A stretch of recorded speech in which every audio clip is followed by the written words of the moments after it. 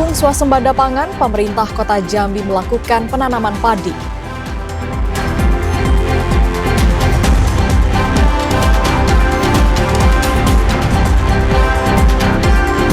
Polresta Jambi akan melakukan asistensi kasus penyelundupan sisik terenggiling.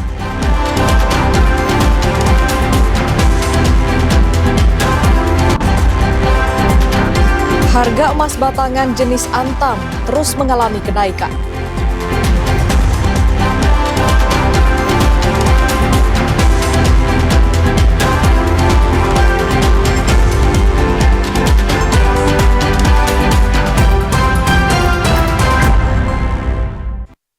Assalamualaikum warahmatullahi wabarakatuh. Terima kasih Anda masih setia menyaksikan Jambi hari ini, edisi Rabu 23 April 2025. Ya, selain 3 berita utama tadi, redaksi kami juga telah menyiapkan sejumlah informasi penting dan menarik lainnya untuk Anda. Bersama saya, Feni Zaini. Dan saya Septinita, inilah Jambi hari ini selengkapnya.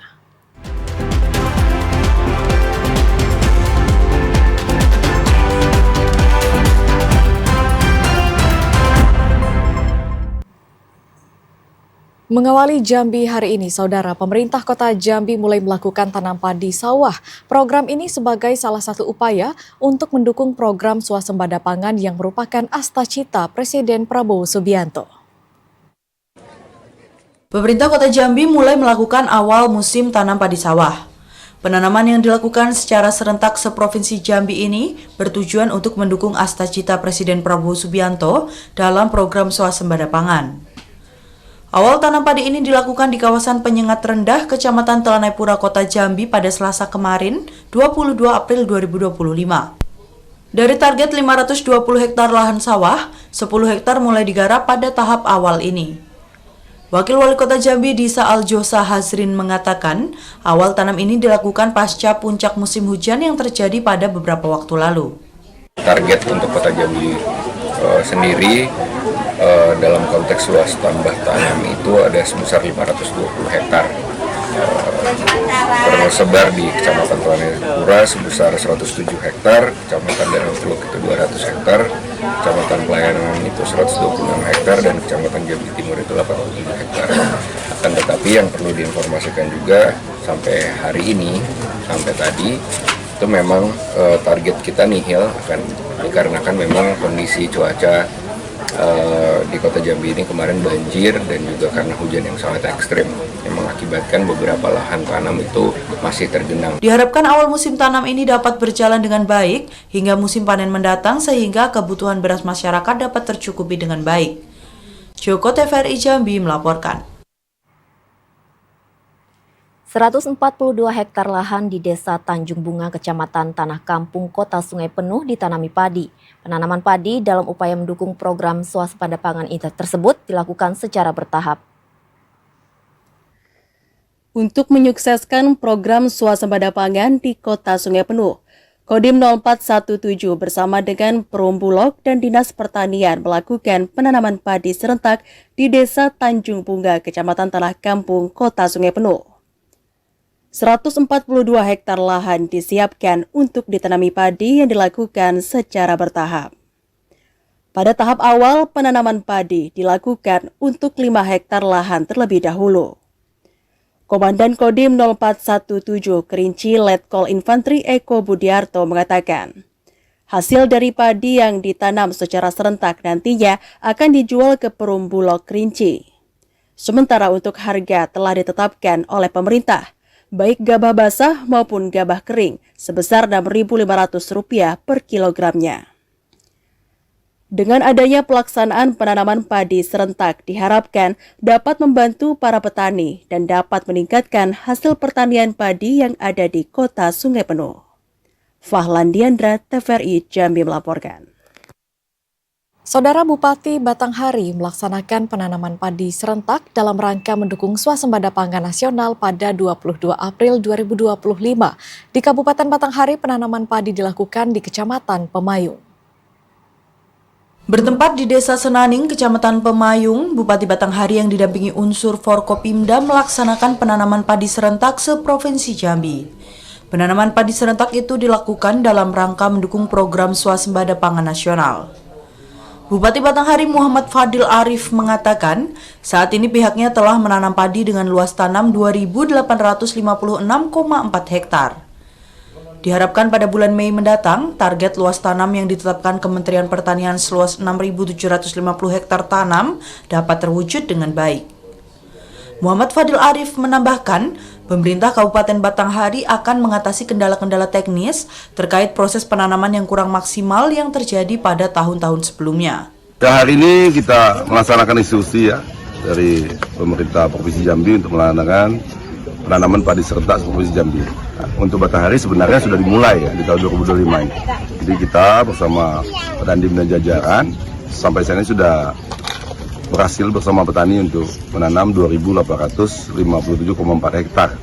Dan insya Allah di awal Mei kita bisa mengejar target yang ditetap oleh Kementerian Pertanian sebesar 6.750 hektar tanam padi di Kabupaten Batanghari.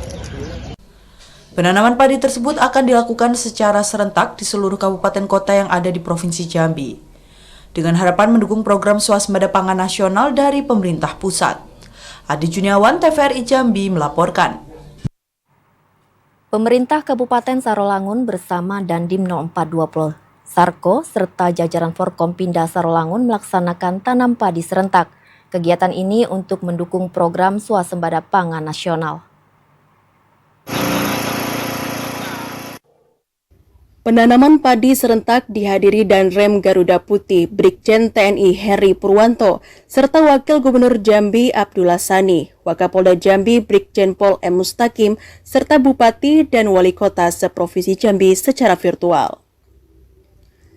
Komandan Distrik Militer 0420 Sarko Letkol Infantri Suyono mengatakan, salah satu dukungan TNI untuk mencapai target yakni melibatkan para personil TNI di lapangan dengan cara mendampingi para petani dalam memberikan bimbingan agar proses penanaman serentak berjalan dengan baik. Pemerintah pusat dan diberikan Provinsi Jambi dan Kabupaten Sarolangun untuk melaksanakan penanaman serentak di Provinsi Jambi. Adapun kegiatannya ini diharapkan merupakan pencapaian target hari, bulan maupun tanam ini di sekitar 480 hektar yang sudah ketanam. Bupati Sarolangun Hurmin menyampaikan, program penanaman padi serentak bersama kelompok Tani Selang Rengas Pulau Pinang, Kelurahan Sarolangun, Kembang, Kecamatan Sarolangun, merupakan wujud dari keseriusan pemerintah daerah bersama Forkopimda untuk menyukseskan swasembada pangan nasional. Dan jelas kalau dari kita dari pemerintah kabupaten, apalagi program pusat, provinsi, kabupaten, tetap ini adalah pusat kita dalam pemerintah daerah berdampingan dengan stakeholder yang pemerintah disampaikan tadi. Kalau memang kabarnya swasembada pangan. Kabupaten Sarolangun telah menyiapkan lahan seluas 3.977 hektar dengan target luas tambah tanam mencapai 7.413 hektar serta target indeks tanam 2 kali setahun. Edi Kusnadi, TVRI Jambi melaporkan. Saudara, tetaplah bersama Jambi hari ini karena kami masih akan kembali dengan sejumlah informasi penting dan menarik lainnya. Di antaranya Kanwil DJPB Jambi gelar sosialisasi strategi pemasaran untuk UMKM.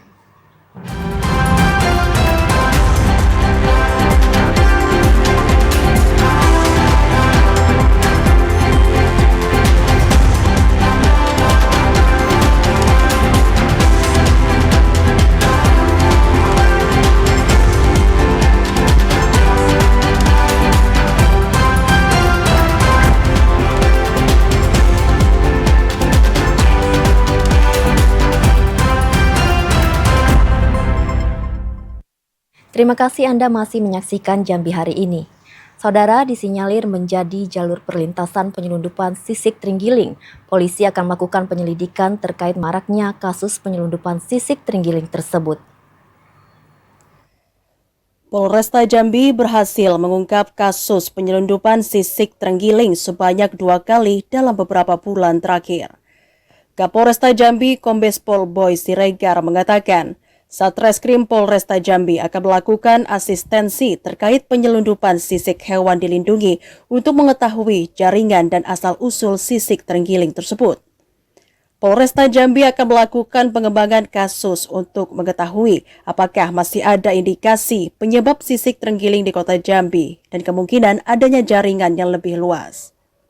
Lokasi yang strategis disinyalir menjadi penyebab seringnya penyelundupan sisik terenggiling melintas di kota Jambi, sehingga perlu dilakukan pengawasan dan penindakan lebih lanjut.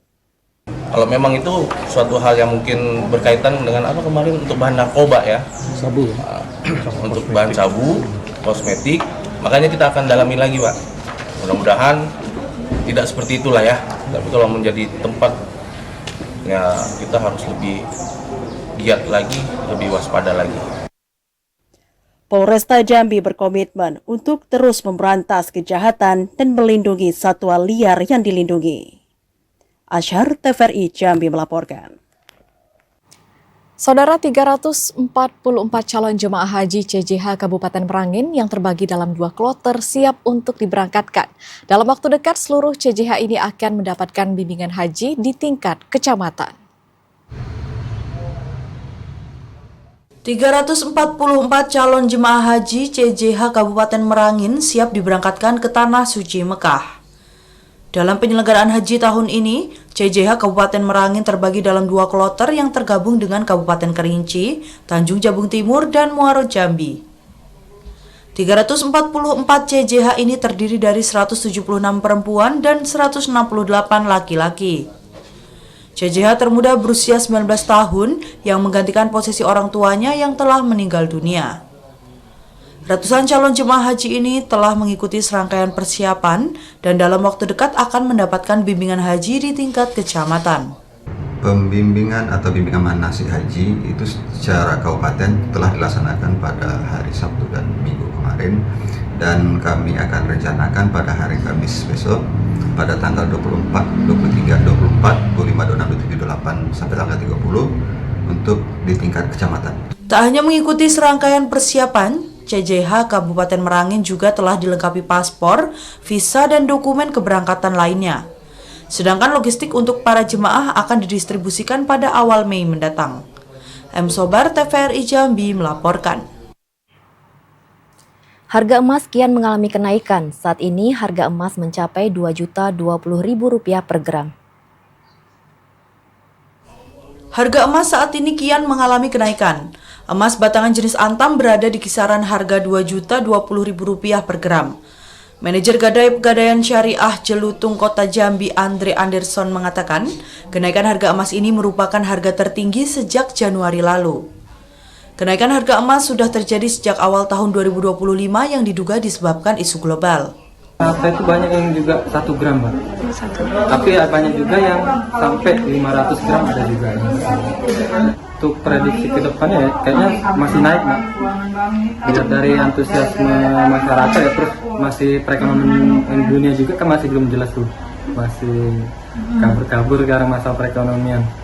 Jadi investor juga lebih ke arah investasi ke emas. Andre Anderson menambahkan, meski harga emas naik namun tak menyurutkan masyarakat untuk berinvestasi emas. Selain secara tunai, masyarakat juga dapat memberi emas dengan sistem order yang pembayarannya dapat dicicil. Joko, TVRI Jambi melaporkan. Tim gabungan bersama masyarakat memaksimalkan pencarian Wira, warga yang hilang di hutan Desa Renah Kayu Embun, Kecamatan Kumondebai, Kota Sungai Penuh. Informasi selengkapnya akan disampaikan langsung kontributor TVRI Jambi, Fahlan Diandra, langsung dari Kota Sungai Penuh. Selamat sore, Fahlan. Lokasi mana saja yang telah disisir oleh tim gabungan dalam melakukan pencarian Wira ini, Fahlan? Ya baik, terima kasih Septi dan juga pemirsa TVRI Jambi. Sejak hilangnya Wira pada tanggal 13 April 2025 lalu yang dinyatakan hilang setelah melakukan perburuan babi di hutan Desa Renah Kayu Embun, Kota Sungai Penuh, tim Basarnas, BPBD, Dinas Kesehatan, Dinas Sosial, Pol PP, serta TNI Polri melakukan penyusuran di mana lokasi-lokasi yang telah dilakukan yang ditelusuri oleh saudara Wira. Tim membagi 3 lokasi untuk berpencar untuk mencari keberadaan Wira, yaitu di Renah Puar, Renah Telang, dan Desa dan Rendah Betung, yang mana sebanyak 60 tim gabungan ditambah pada hari Selasa tanggal 15 April 2025 lalu. Selain itu, tim dan juga masyarakat telah menemukan barang milik Wira yaitu seperti topi, sarung parang, rokok serta 3 ekor anjing. Dapat juga saya laporkan hingga saat ini tim masih melakukan penelusuran kepada saudara Wira yang dinyatakan hilang pada 13 April 2025 lalu. Tepatnya pada malam jam 8 malam waktu Indonesia Barat. Ya, Septi. Ya, hingga kapan tim gabungan akan terus melakukan pencarian Wira ini, Fahlan? Ya baik, terima kasih Septi. Dapat juga saya laporkan tim Basarnas telah membatasi waktu untuk melakukan pencarian Wira pada tanggal 20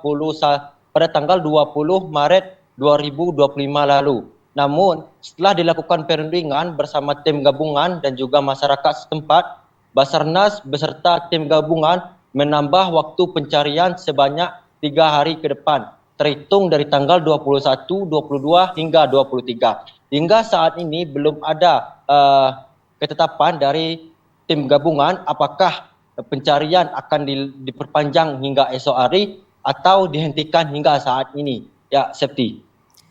Baik, laporan langsung dari Fahlan Biandra di Kota Sungai Penuh. Terima kasih atas laporan Anda. Selamat sore dan selamat bertugas kembali. Beralih ke informasi selanjutnya, Saudara, Kantor Wilayah Direktorat Jenderal Perbendaharaan Provinsi Jambi menggelar sosialisasi strategi pemasaran bagi pelaku UMKM. Kegiatan ini bertujuan untuk meningkatkan omset dan daya saing produk UMKM di pasar. Dalam rangka pemberdayaan UMKM, Kantor Wilayah Direktorat Jenderal Perbendaharaan Kanwil DJPB Provinsi Jambi menggelar sosialisasi strategi pemasaran. Kegiatan yang dikemas melalui bimbingan teknis DJP 1 dan bimbingan teknis kredit usaha rakyat ini bertujuan untuk meningkatkan omset UMKM. Kabid PPALL Kanwil Jambi Asep Syaifuddin mengatakan, sosialisasi ini sebagai program keberlanjutan zona integritas menuju wilayah birokrasi bersih dan melayani. Kanwil DJPB Provinsi Jambi berkomitmen untuk menjaga integritas dalam memberikan pelayanan secara optimis, kolaboratif, dan excellent. Kementerian Keuangan itu juga diberi amanah untuk terus bisa mengawal UMKM sampai kapanpun sehingga UMKM itu bisa naik kelas. Nah, kami juga diberikan semacam indikator kinerja utama berupa bagaimana UMKM di wilayah kerja kami itu bisa meningkat secara terus-menerus yang sudah dikawal oleh Pak Hendriko dan sekarang oleh Pak Mustaqim. Nah itu, jadi terkait dengan ini kami mengharapkan UMKM jangan patah semangat, apapun kendalanya tadi udah kita diskusikan, ada memang kendala tapi sebisa mungkin kendala itu jangan menjadi penghalang untuk terus maju melangkah. PLT Kepala Kanwil DJPB Provinsi Jambi, Heni Kartikawati mengatakan, kegiatan ini sangat penting karena UMKM memiliki peran sentral dalam tatanan perekonomian nasional, yakni sebagai penggerak ekonomi, penyedia lapangan kerja, pendorong pertumbuhan ekonomi lokal berbasis komunitas, dan lainnya. Yazi Santoso, Iwan Henry, TVRI Jambi melaporkan. Hingga Maret 2025, KUR di Provinsi Jambi telah disalurkan kepada 19.872 debitur. Dibandingkan tahun 2024, penyaluran KUR pada bulan yang sama pada tahun 2025 tumbuh 26,73%. KUR bertujuan untuk meningkatkan dan memperluas akses pembiayaan kepada usaha produktif, meningkatkan kapasitas daya saing UMKM, serta mendorong pertumbuhan ekonomi dan penyerapan tenaga kerja. Suku bunga KUR bervariasi untuk setiap skema dan sesuai dengan kebijakan pemerintah.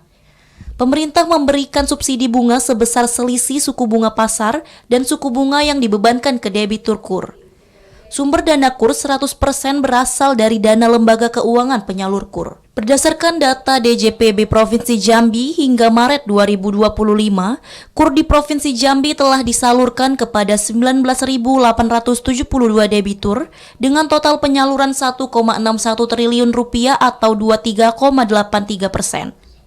Dibandingkan tahun 2024, penyaluran KUR pada bulan yang sama pada tahun 2025 tumbuh 26,73%. Sektor unggulan pelaku usaha di Provinsi Jambi meliputi sektor pertanian, perikanan, dan perburuan. Optimalisasi peran pemerintah daerah dalam untuk mengunggah data calon debitur KUR baru, yakni melakukan monitoring dan evaluasi serta pemberdayaan calon debitur. Daniel Rahmat Yazir, TVRI Jambi melaporkan. Saudara, usai jeda kami akan kembali dengan sejumlah informasi lainnya dalam segmen advertorial. Di antaranya, Wakil Gubernur pastikan Pemprov Jambi dukung perlindungan kekayaan intelektual. Informasi selengkapnya sesaat lagi.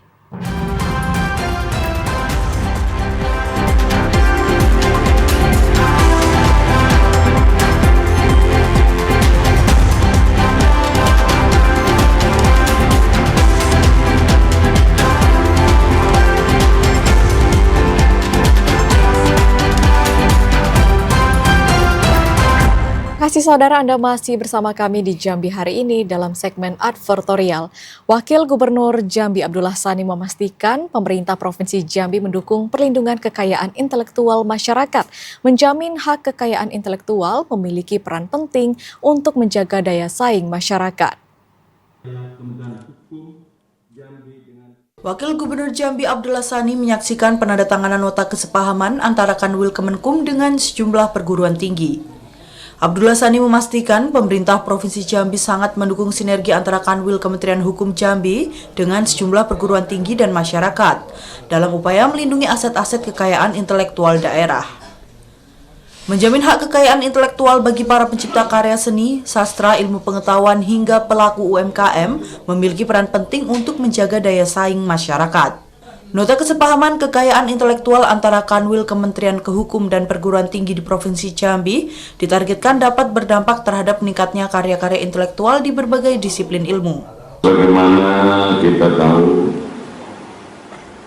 bahwa pelaku cipta yang menciptakan suatu karya, baik karya seni, sastra, atau ilmu pengetahuan, harus mendapat perlindungan dan harus kita lindungi hak ciptanya atas karyanya, baik hak moral dan hak ekonominya. Mohon maaf, bahkan termasuk di dalamnya usaha mikro kecil dan menengah. Mengapa? Karena memang memiliki peranan penting dan strategis di dalam menggerakkan perekonomian masyarakat di suatu daerah. Abdullah Sani menambahkan, nota kesepahaman kekayaan intelektual ini dapat menjadi langkah awal yang konstruktif dalam membangun budaya perlindungan kekayaan intelektual di lingkungan perguruan tinggi. Kegiatan yang digelar di Auditorium Rumah Jabatan Gubernur Jambi ini dihadiri perwakilan dari 14 universitas di Provinsi Jambi. Randy Arta, TVRI Jambi melaporkan. Bupati Muaro Jambi Bambang Bayu Suseno menghadiri Halal Bihalal Forum Kepala Sekolah. Pada momentum Halal Bihalal tersebut, Bambang Bayu Suseno menyampaikan program unggulannya yakni Muaro Jambi Cerdas. Selain dihadiri Bupati Bambang Bayu Suseno, Halal Bihalal Forum Kepala Sekolah di wilayah Kabupaten Muaro Jambi juga dihadiri Wakil Bupati Junaidi Mahir dan Sekda Budi Hartono. Bupati Bambang Bayu Suseno mengatakan, Halal Bihalal menjadi momentum yang dapat mempererat silaturahmi dan meningkatkan kolaborasi untuk berbakti kepada Kabupaten Muaro Jambi. Kekompakan seluruh satuan pendidikan menjadi dasar dalam mewujudkan 12 program unggulan, khususnya program Muaro Jambi Cerdas, Guru Nyaman, Siswa Senang. Bambang Bayu Suseno mengapresiasi seluruh kepala sekolah dan guru yang telah berdedikasi dalam membangun daerah di sektor pendidikan.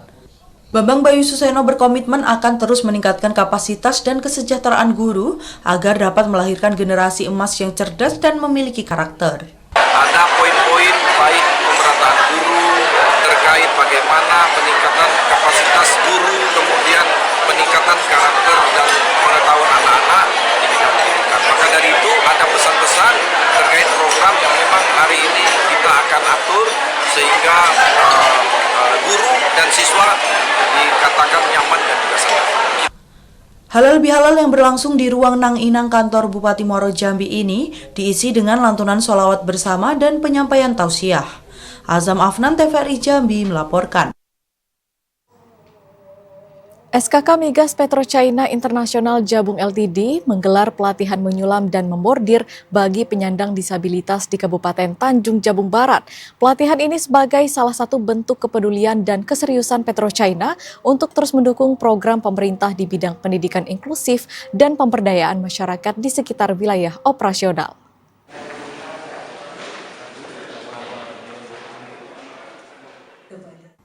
Sebagai langkah nyata dalam mendorong pendidikan inklusif dan pemberdayaan ekonomi, SKK Migas PetroChina International Jabung Ltd menggelar pelatihan menyulam dan membordir bagi penyandang disabilitas.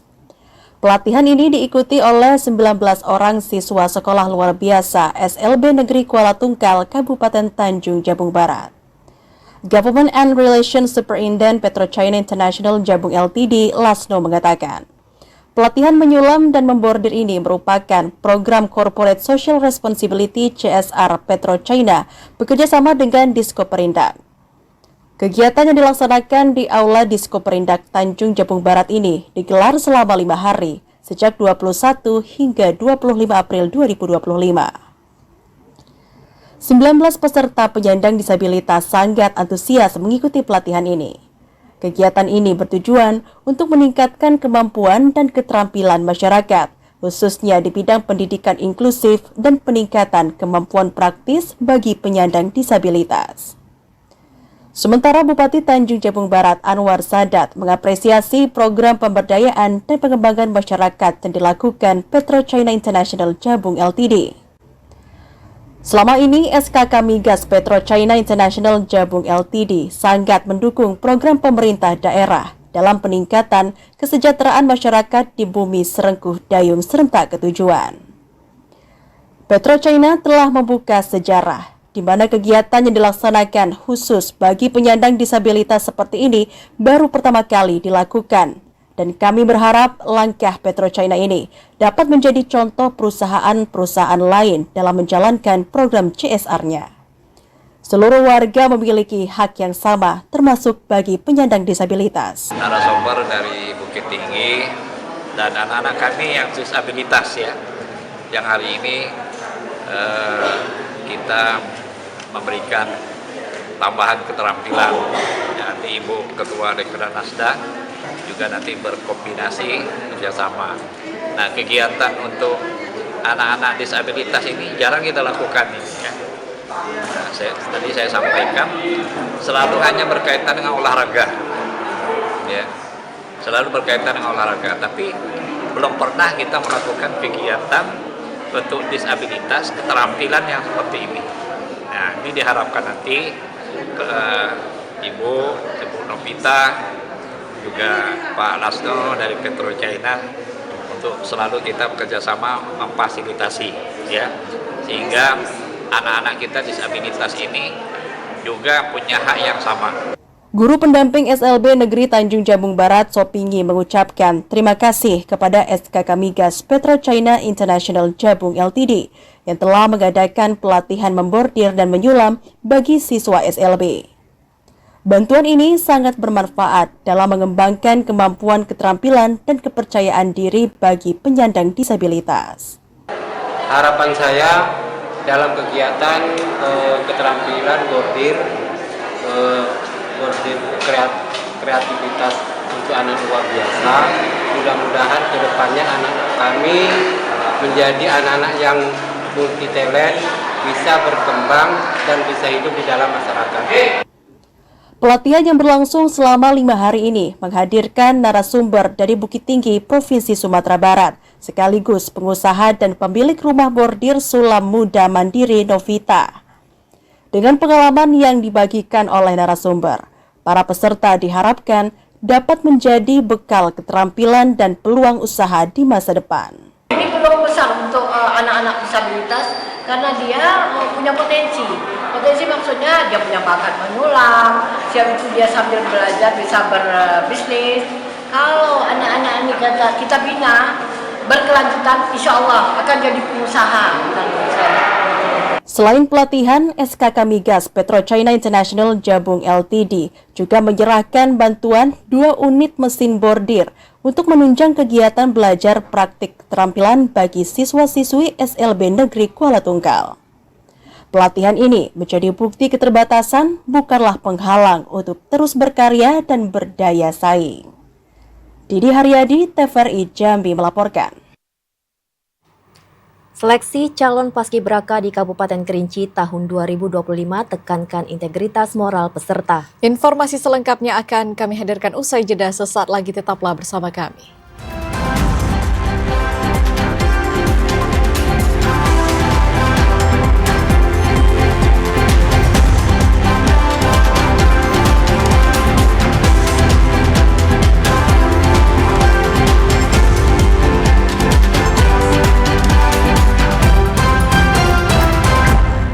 Terima kasih Anda masih menyaksikan Jambi hari ini. Saudara, seleksi calon paskibraka di Kabupaten Kerinci tahun 2025 digelar dengan penekanan kuat terhadap integritas moral peserta. Pemerintah Kabupaten Kerinci melibatkan Diskominfo dan Kesbangpol untuk memastikan proses seleksi bebas dari pengaruh judi online. Proses seleksi calon paskibraka Kabupaten Kerinci tahun 2025 resmi dimulai dengan penekanan kuat terhadap integritas moral dan komitmen kebangsaan para peserta. Tak hanya seleksi fisik dan baris berbaris, Pemkab Kerinci memastikan anggota paskibraka bersih dari praktik judi online dan kenakalan remaja yang kian marak terjadi di kalangan pelajar. Kepala Badan Kesatuan Bangsa dan Politik Kerinci, Redi Asri, mengatakan pihaknya bekerja sama dengan Dinas Kominfo Kerinci melakukan pengawasan digital. Pengawasan itu bertujuan untuk mengawasi jejak digital para peserta seleksi, sekaligus memberikan edukasi tentang etika bermedia sosial dan bahaya judi online. Seleksi paskibraka Kabupaten Kerinci diikuti oleh 228 siswa dari berbagai SMA. Dari jumlah tersebut, 47 siswa telah dinyatakan lulus untuk mengikuti seleksi tahap terakhir. Khusus untuk jejak rekam, ini nanti kita akan melihat apakah ada adik-adik ini terlibat dalam judi online atau tidak. Apakah pernah terlibat dalam zaman sekarang itu perkelahian remaja apa tidak, atau pernah terlibat dalam narkoba. Jadi ini kalau ada bisa kita tracking dari dari situs-situs yang ada. Kalau itu terdeteksi, maka kita langsung gugurkan. Dari hasil seleksi terakhir tersebut, hanya 30 orang yang akan menjadi anggota pengibar bendera pada Hari Ulang Tahun Republik Indonesia tahun 2025 tingkat Kabupaten Kerinci. Ilwan, TVRI Jambi melaporkan. Universitas Islam Negeri Sultan Taha Saifuddin Jambi melakukan gerakan menanam 1 juta pohon matwa. Kegiatan ini merupakan salah satu upaya untuk menjaga ekosistem dan lingkungan agar terjaga dengan baik. 2, 3. Dalam menyambut Hari Bumi 22 April tahun 2025, Kementerian Agama menginisiasi gerakan menanam 1 juta pohon matwa. Kegiatan ini dilakukan secara serentak, termasuk di Universitas Islam Negeri Sultan Taha Saifuddin Jambi. Gerakan menanam 1 juta pohon matwa serentak ini dilakukan secara bertahap. UIN Sultan Taha Saifuddin Jambi telah melakukan secara simbolis di halaman Rektorat Selasa kemarin. Di UIN STS Jambi ada sekitar 1.000 pohon matwa yang siap ditanam. Kegiatan ini melibatkan seluruh sivitas akademik termasuk para dekan setiap fakultas di Universitas Islam Negeri Sultan Taha Saifuddin Jambi. Penanaman pohon ini bertujuan untuk menjaga ekosistem dan sistem sosial yang berkelanjutan karena pohon sudah menjadi kebutuhan hidup dan membuat udara menjadi sehat. Pada hari ini UIN Sultan Taha Jambi sedang melakukan penanaman pohon matwa. Ini adalah salah satu kegiatan atau program dari Kementerian Agama, di mana Kementerian Agama memiliki program lingkungan yang itu harus dilakukan ataupun dilaksanakan oleh semua jajaran di lingkungan Kementerian Agama dari tingkat pusat sampai tingkat daerah. Nah, salah satu program yang direncanakan adalah penanaman 1 juta pohon matwa. Nah, penanaman pohon matwa ini sangat penting sekali buat kita karena dengan adanya pohon ini kita berharap kita bisa dapat melestarikan lingkungan, di mana pohon matoa memiliki banyak manfaat, tidak hanya sebagai buah-buahan, tetapi juga bisa menyerap CO2, di mana CO2 ini adalah sebagai salah satu udara yang sangat berbahaya buat manusia. Oleh karena itu perlu ada penyerapan melalui pohon-pohon alami. Mudah-mudahan dengan adanya penanaman ini, gerakan penanaman pohon matoa yang dilakukan oleh Universitas Jambi sebagai bagian dari program Kementerian Agama, kita bisa berkontribusi kepada alam untuk melestarikan alam, sehingga nanti dapat memberikan kemanfaatan buat anak cucu dari semua sivitas akademika UIN Sultan Taskun Jambi khususnya. Selain itu, matoa menjadi pilihan yang ditanam karena memiliki manfaat yang luar biasa bagi kesehatan. Di antaranya meningkatkan kekebalan tubuh, menjaga kadar gula darah, termasuk menjaga kesehatan jantung. Saya bilang di grup, untuk beberapa fakultas yang lokasinya di belakang, itu masih ada pohon-pohon besar. Ditambah dengan pohon-pohon yang lain.